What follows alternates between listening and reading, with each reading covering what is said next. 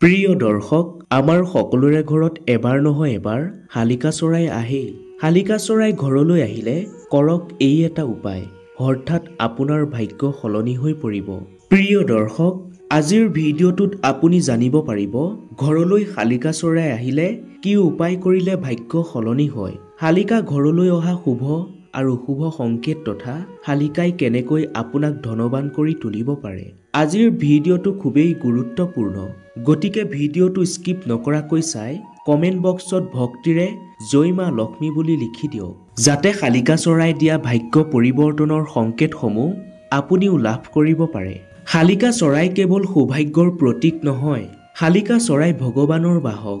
ঘৰৰ চোতাল বা বাৰাণ্ডাত যদি শালিকা আহি বহা দেখা পাইছে, তেন্তে ইয়াত এক গভীৰ ৰহস্য লুকাই আছে। জ্যোতিষশাস্ত্ৰ তথা বাস্তুশাস্ত্ৰই শালিকাই দিয়া সংকেতৰ কথা বৃহৎভাৱে বৰ্ণনা কৰা আছে। বহু প্ৰাচীন গ্ৰন্থত শালিকা চৰাইৰ কথা উল্লেখ পোৱা যায়। বিশেষকৈ শুক্ৰবৰ্ণৰ শালিকাক শুভ সংকেত বুলি বিশ্বাস কৰা হয়। বহুতেই কয় যে শালিকা দেৱী লক্ষ্মীৰ দূত। বিশ্বাস কৰা হয় যে যি ঘৰত শালিকাই বাঁহ সাজে সেই ঘৰত লক্ষ্মী দেৱীয়ে স্থায়ীভাৱে বাস কৰিবলৈ লয়। পুৰাণৰ মতে যি ঘৰত পবিত্ৰতা, সত্য আৰু ধৰ্ম অটুট থাকে সেই ঘৰলৈ শালিকা চৰাই ঘনাই আহে। য'ত ভক্তি আৰু শ্ৰদ্ধা থাকে তেনে ঠাইত শালিকাই পাখি মেলে। বাস্তুশাস্ত্ৰৰ মতে চৰাই আচৰণ, বাঁহ সজা বা কোন ঠাই ত্যাগ কৰা আদি সকলো শক্তিৰ প্ৰভাৱৰ অংশ। শালিকা চৰাই ঘৰলৈ আহিলে বা বাঁহ সাজিলে তাৰ বিভিন্ন অৰ্থ থাকে। ৰাতিপুৱাৰ সময়ত যদি শালিকা ঘৰলৈ আহে তাৰ অৰ্থ হ'ল নতুন সূচনা, কৰ্মৰ সাফল্যতা লাভৰ পূৰ্বৰ সংকেত, ব্যৱসায়ত উন্নতি আৰু গৃহিণীসকলৰ বাবে শুভ সংবাদ লাভৰ প্ৰতীক বুলি কোৱা হৈছে।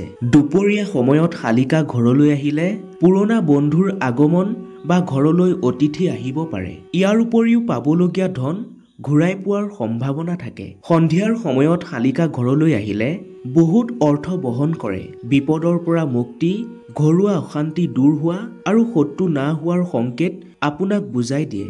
ৰাতি 8 বজাৰ পিছত যদি আপোনাৰ ঘৰলৈ অহা শালিকাজনী উভতি নাযায় বা আপোনাৰ ঘৰত থাকিবলৈ লয়, তেন্তে ইয়ে আপোনাৰ ভৱিষ্যতৰ কোনো ডাঙৰ সিদ্ধান্তৰ সংকেত দিয়ে।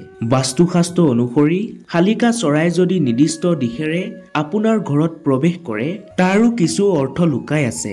উত্তৰ দিশেৰে প্ৰৱেশ কৰিলে অৰ্থ প্ৰাপ্তি আৰু সন্তানৰ পৰা শুভবাৰ্তা আহে। শালিকা দক্ষিণ দিশেৰে ঘৰৰ চৌহদত প্ৰৱেশ কৰিলে পুৰণা শত্ৰু নাশ হয়। পূব দিশৰ পৰা আহিলে গৃহ শান্তি আৰু মানসিক শান্তি লাভ হয়। পশ্চিম দিশৰ পৰা আহিলে বংশৰ উন্নতি আৰু পৰিয়ালৰ সাফল্যতা আহে। যদি শালিকাই সদায় নিৰ্দিষ্ট সময়ত আপোনাৰ ঘৰলৈ আহে তেন্তে ইয়ে আপোনাৰ ঘৰখনত যোগাত্মক শক্তিৰ প্ৰভাৱ বিস্তাৰ কৰে। যদি জুৰীয়া শালিকা আপোনাৰ ঘৰলৈ আহে বা কোনো ঠাইত বহে, ইয়াৰ অৰ্থ হ'ল স্বামী স্ত্ৰীৰ মাজত মৰম স্নেহ বৃদ্ধি পায়। বিবাহযোগ্য লোকৰ বাবে ভাল সম্পৰ্ক বা বিয়াৰ প্ৰস্তাৱ আহিব পাৰে। ঘৰত কোনো শুভ মাংগলিক অনুষ্ঠান হ'ব পাৰে। দীৰ্ঘদিনীয়া সমস্যা দূৰ হ'ব পাৰে। বহু ঠাইত বিশ্বাস কৰা হয় যে জুৰীয়া শালিকা ঈশ্বৰ আৰু শক্তিৰ যুগল আশীৰ্বাদ। জুৰীয়া শালিকাক ৰাধা কৃষ্ণ বা লক্ষ্মী নাৰায়ণৰ ৰূপ বুলি বিশ্বাস কৰা হয়। সূৰ্য উদয়ৰ সময়ত জুৰীয়া শালিকা একেলগে কোনোফালে চাই মাতিলে ইয়ে বিশেষ বাৰ্তা বহন কৰে। শালিকা চৰায়ে এনেকৈ মাতি থকা দেখিলে দিনটোৰ অত্যন্ত শুভ হয়। আপুনি যি কামতে আগবাঢ়িব তাতেই সফল হ'ব। জুৰীয়া শালিকা ৰাতিপুৱাৰ সময়ত দেখা মানে নতুন আশাৰ সূচনা। অনেকেই ভাবে কিছুমান চৰাই ঘৰলৈ অহাটো শুভ নহয়, কিন্তু শালিকা চৰাই ঘৰলৈ অহাটো অত্যন্ত শুভ।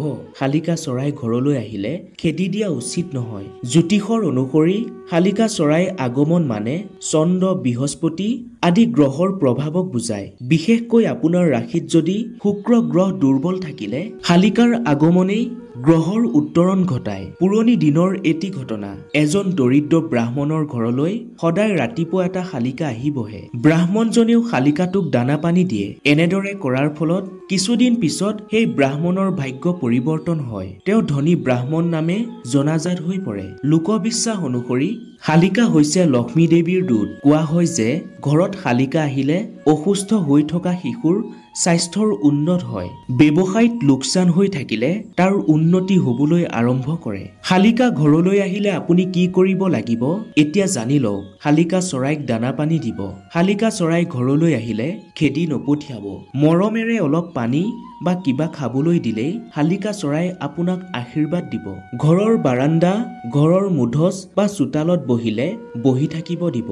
শালিকা চৰাই ঘৰখনৰ পৰা অশুভ শক্তি আঁতৰাই নিয়ে। আপোনাৰ ঘৰত শালিকা আহিলে শালিকা চৰাই ফালে চাই মনৰ ইচ্ছা কব।